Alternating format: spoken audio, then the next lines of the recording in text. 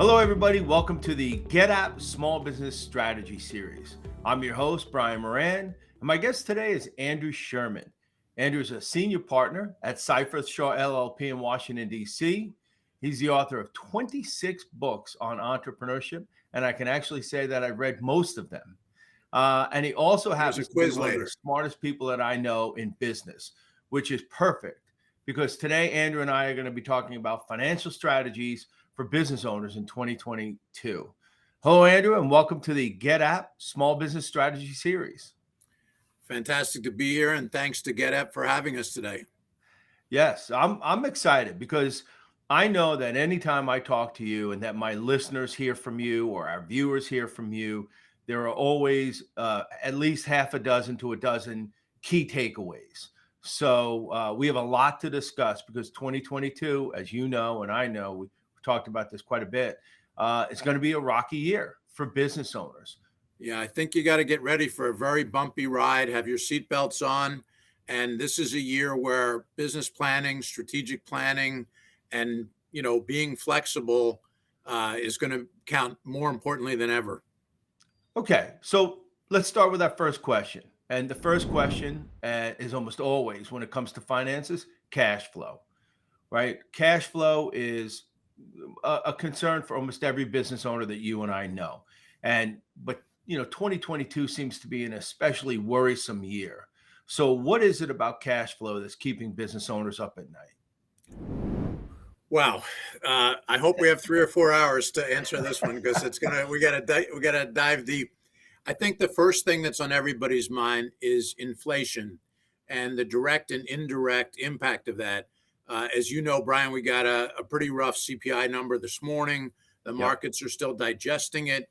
The problem is when we watch the business news in general, we get the impact of inflationary numbers or the threat of interest rates on big business, on Mhm. publicly held companies. What is rarely, if ever, talked about is the millions of small business owners that will be affected by inflation risks and by higher interest rates. So, what you've got now is a dilemma for many small businesses who are looking at, higher wage costs, higher energy costs, higher rental costs. It's funny, at the peak of the pandemic, you could rent a storefront in middle of Manhattan for almost nothing, right? Yeah. Yeah. Because nobody was out and nobody was shopping.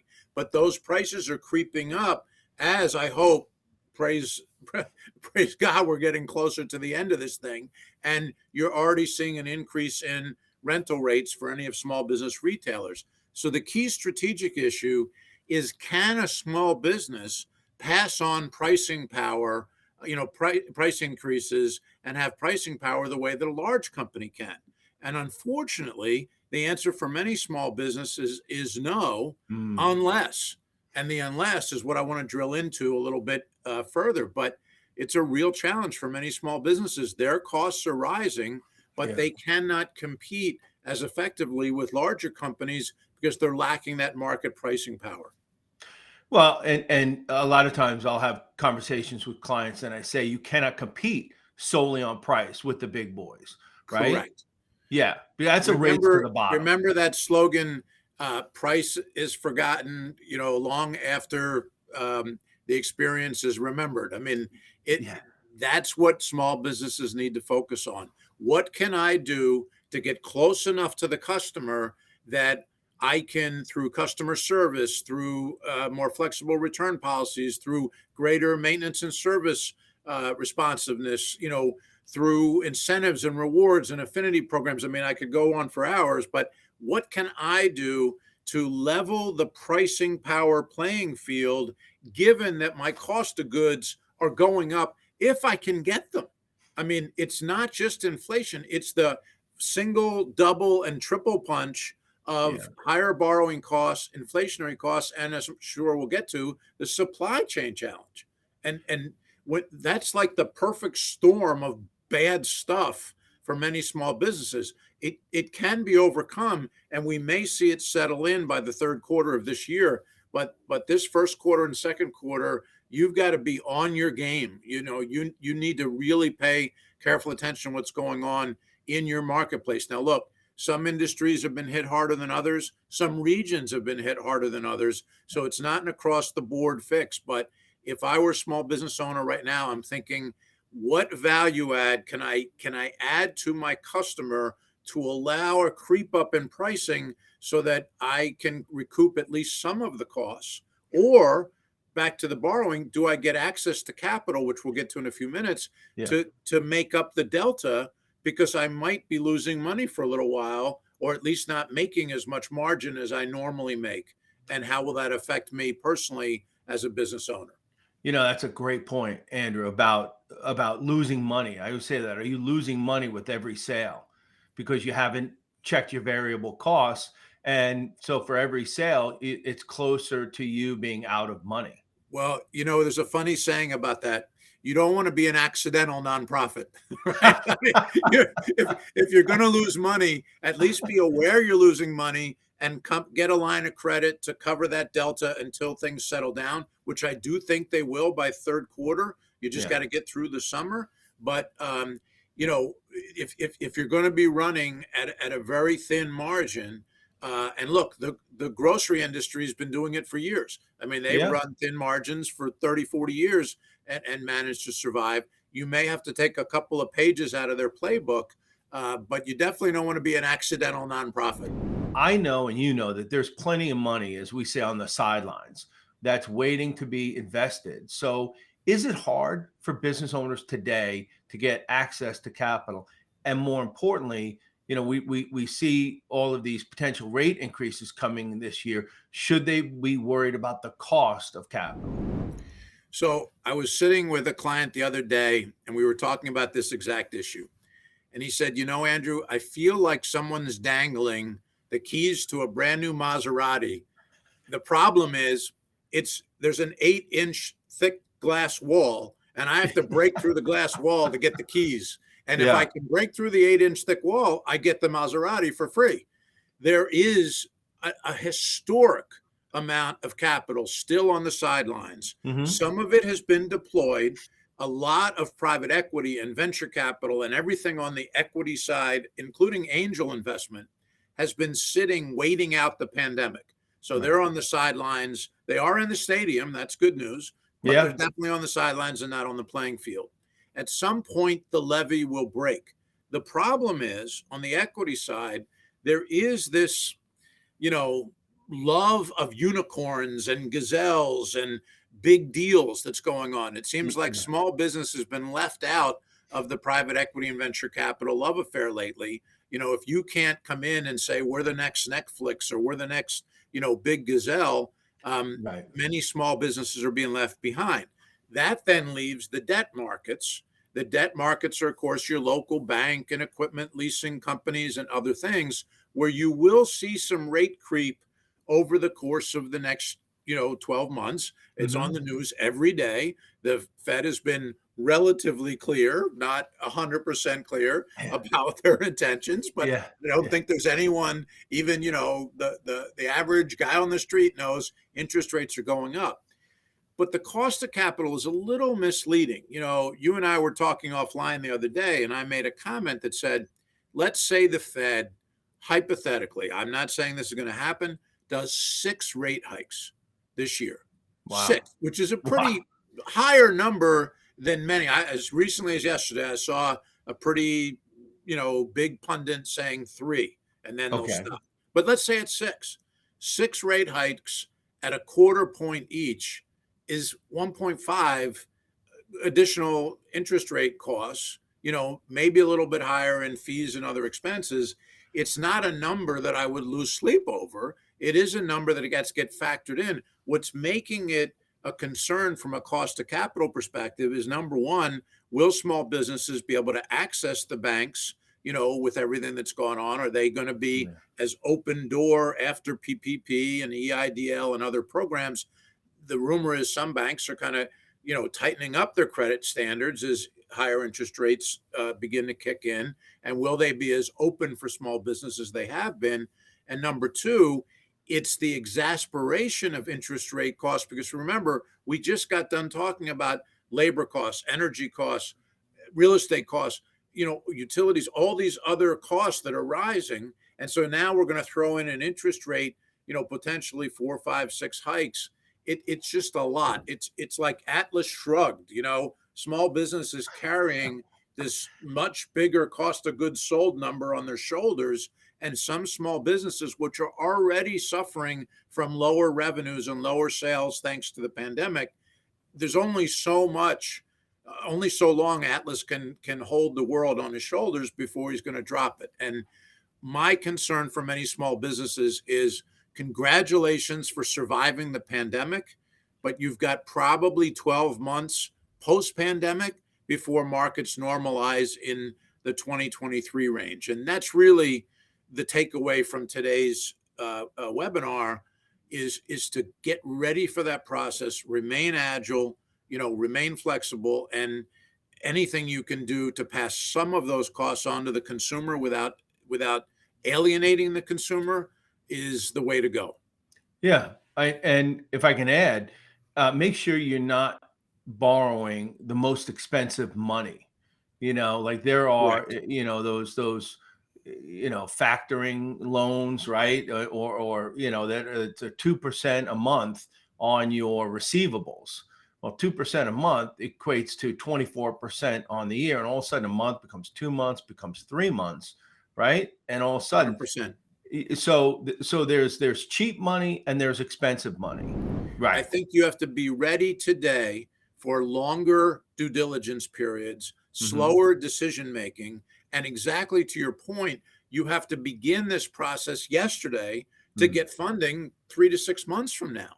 I mean, Right. we're seeing most sources of capital take their sweet time in making decisions, take their sweet time in deciding among competing proposals which one they're going to pursue. Very few deals we've seen in the last 18 months have gone quickly, like a late 90s or even 2017, 18-ish type of pace. Yeah. And Because that they goes don't want back to to get it cash wrong. flow. If it's going to take you longer to get a check written or a wire sent into your account, you've got to factor that into your cash flow projection. Yes. Great point. All right, let's pivot just a little bit because you have mentioned a couple of times supply chain and labor. They still remain a problem for business owners. How are they affecting the finances of business owners today? And what does the rest of 2022 look like for business owners when it comes to supply chain and labor? So let's look at it in 3 phases. Okay. Phase 1, pre-pandemic, labor shortages and low unemployment rates. If you remember, even in the last year of the Trump administration and the beginning of the Biden administration, were at historic lows. So Yeah. there was arguably a labor shortage pre-pandemic. We were Then, about 3.5% unemployment I in mean, January I 2020. can't remember a time when it was lower than that. Yeah. So, Yeah. so that's Yeah. phase 1. When there's that many people working, how does a small business compete for qualified labor and for people that will be with them more than a few months? You're trying to get some marriages done, not just dating, when it comes to hiring people. Yeah. Phase 2, during the pandemic, everybody's afraid to come to work. Everyone wants work from home. Problem with work from home is not all businesses lend themselves to work from home. Your Right. business does, my business does, but those are business services. We could work from anywhere. Put me up on the moon and I could work from there with a good internet connection. Yeah. Just got to work out the time zone differences for my clients. But a lot of small businesses couldn't enjoy the dividend of work from home and the lower overhead costs. Phase 3, the one that's got me perplexed, to be honest with you, is this great resignation. Do you know, Brian, that in the last 90 to 120 days, over 15 million people have quit their jobs? It's been running at about 4.5 million per month for almost 4 months now. 15 million people. Now, the philosophical question is, what are these people all doing? And how I are they have living? no idea. Well, And when will they come back? to your so- point, in the last 2 years, almost 10 million people have filed business applications to start their own company. 2021 was a Correct. record 4.5 million, and that was top. I'm sorry, 2020 and 2021, it was top with over 5 million. So the wild card that no one knows the answer to yet, but if I were a small business owner, I would get this figured out sooner than later, Mhm. is the free agent.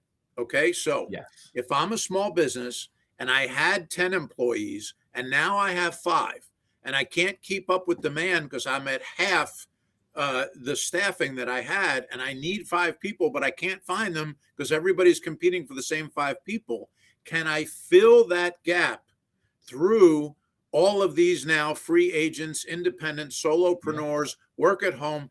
Can I fill it? And in some cases, the answer is yes, but I got to look a little harder. And Mhm. if I lose an employee, but the next day they become an independent contractor, I haven't really lost anything, you Right. know. Right. But and they'll still show up in the data in the Great Resignation. But if I lose an employee to a competitor, they're probably gone. If Yeah. I lose an employee to an entrepreneurial opportunity or they're going to buy a Taco Bell franchise, they're gone. Yeah. And that's what we don't know yet because the data is so new and so Yeah. fresh that we don't know yet where all these people are going and what they're doing, and we probably won't know for a good 6 months.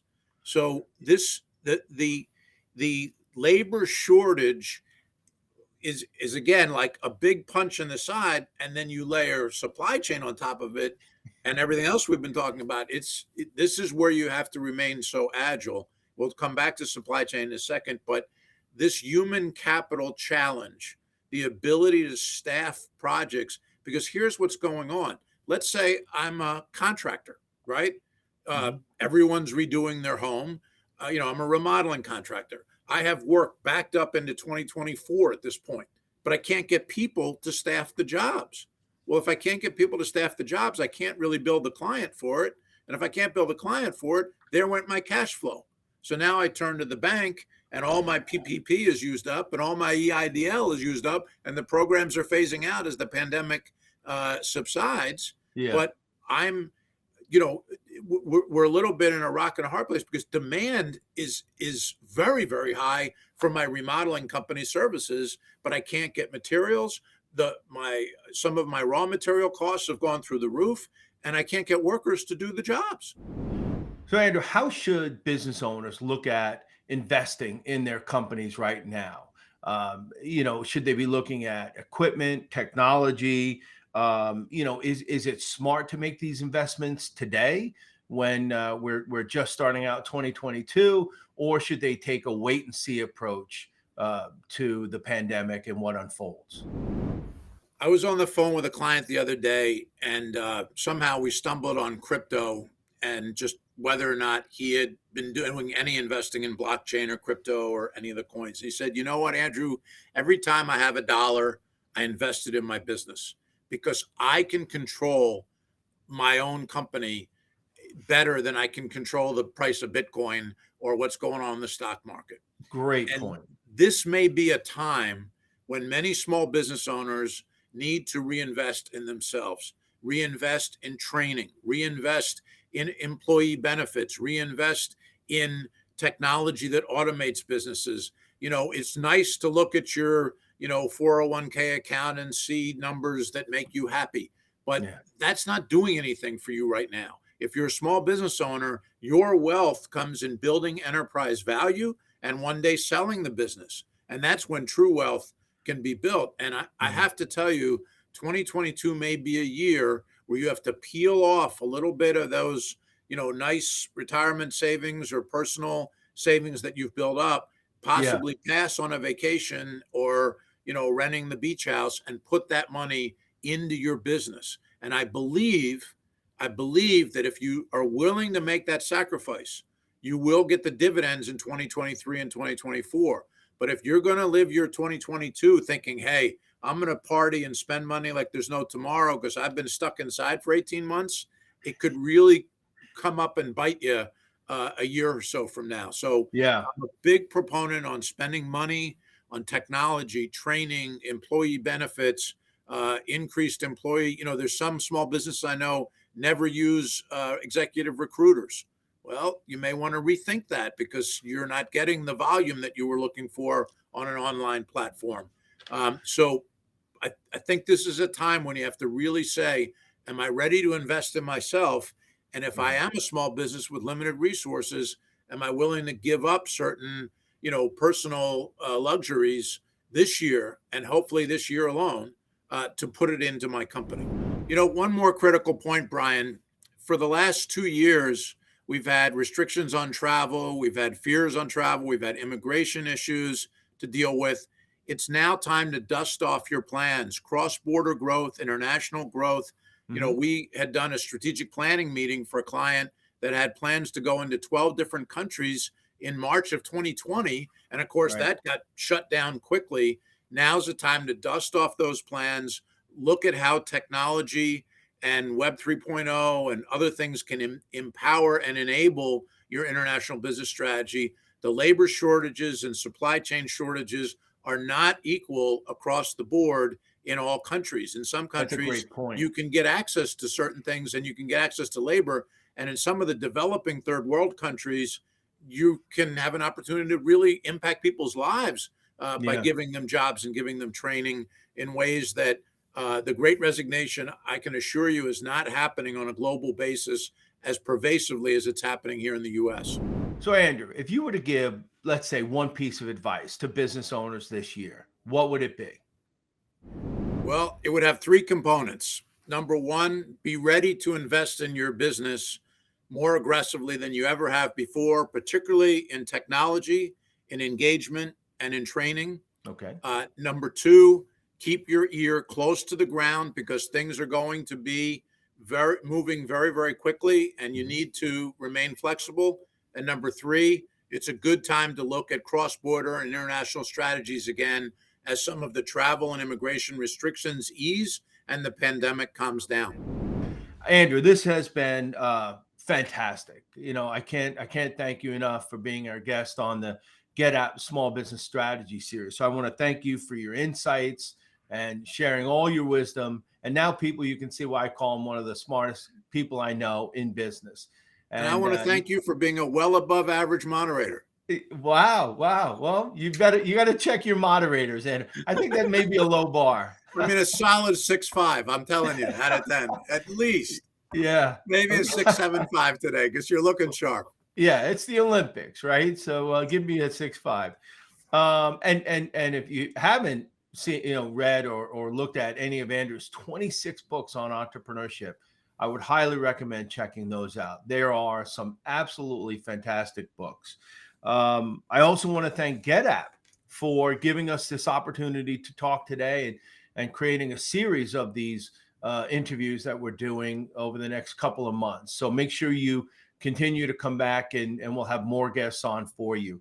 And lastly, I want to thank you. I want to thank you, our viewers, for taking time to join us today or on demand. And certainly if you have any questions or any comments about it, please feel free to reach out to GetApp or Andrew or myself.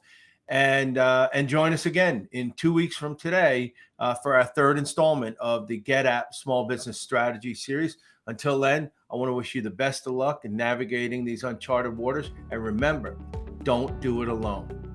Have a great day, everybody.